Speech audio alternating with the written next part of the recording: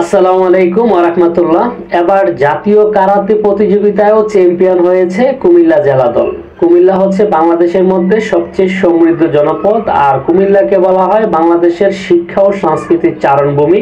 কুমিল্লা জেলা বাংলাদেশের সর্বক্ষেত্রে এগিয়ে রয়েছে বা বাংলাদেশের নেতৃত্বস্থানীয় জেলা বলা হয় কুমিল্লাকে, কারণ হচ্ছে বাংলাদেশের যদি প্রবাসী আয়ের কথা বলি, বাংলাদেশের সিংহভাগ প্রবাসী আয় আসে কুমিল্লার প্রবাসীদের হাত ধরে, এবং বাংলাদেশের শিল্প উদ্যোক্তাদের জেলা বলা হয় কুমিল্লাকে, কারণ হচ্ছে বাংলাদেশের সবচেয়ে বেশি শিল্প উদ্যোক্তাও রয়েছে কুমিল্লা জেলাতে। আর তেমনি খেলাধুলা থেকে শুরু করে সর্বক্ষেত্রে কুমিল্লা এগিয়ে। আমরা তো বিপিএল সম্পর্কে জানি যে বিপিএল ক্রিকেটে নেতৃত্ব করছে বা রাজত্ব করছে কুমিল্লা। এছাড়া বাংলাদেশের হকি টুর্নামেন্ট হয়, হকি টুর্নামেন্টেও কুমিল্লার আধিপত্য রয়েছে। এবং বলি খেলার কথা আমরা সম্প্রতি দেখেছি, বলি খেলাতে জব্বারের বলি খেলা এবং কক্সবাজারের ডিসি সাহেবের বলি খেলায়ও চ্যাম্পিয়ন হয়েছে কুমিল্লা।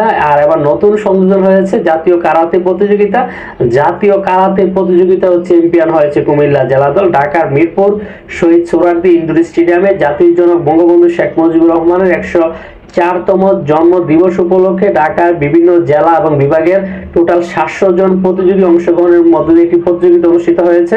উক্ত কারাতে প্রতিযোগিতায় কুমিল্লা জেলা ক্রীড়া সংস্থার কোচ মুখলিসুর রহমান আবুর নেতৃত্বে 39 জন ছেলে এবং মেয়ে কারাতে প্রতিযোগিতা অংশগ্রহণ করেছে, যেখানে কুমিল্লা জেলা ক্রীড়া সংস্থার কারাতে দল 15টি স্বর্ণ, 12টি রূপো এবং 6টি ব্রোঞ্জ জিতে কুমিল্লা জেলা দল চ্যাম্পিয়ন হয়েছে। এবং কুমিল্লা জেলা দলের হাতে চ্যাম্পিয়ন পুরস্কার তুলে দিয়েছেন মাননীয় সংসদ সদস্য ওমর ফারুক সুমন।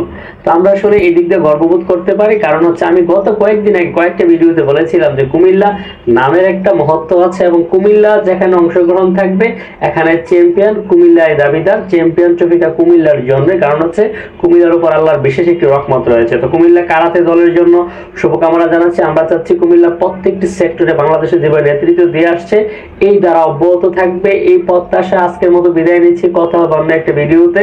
ভালো থাকবেন সবাই। আসসালামু আলাইকুম ওয়া রাহমাতুল্লাহ।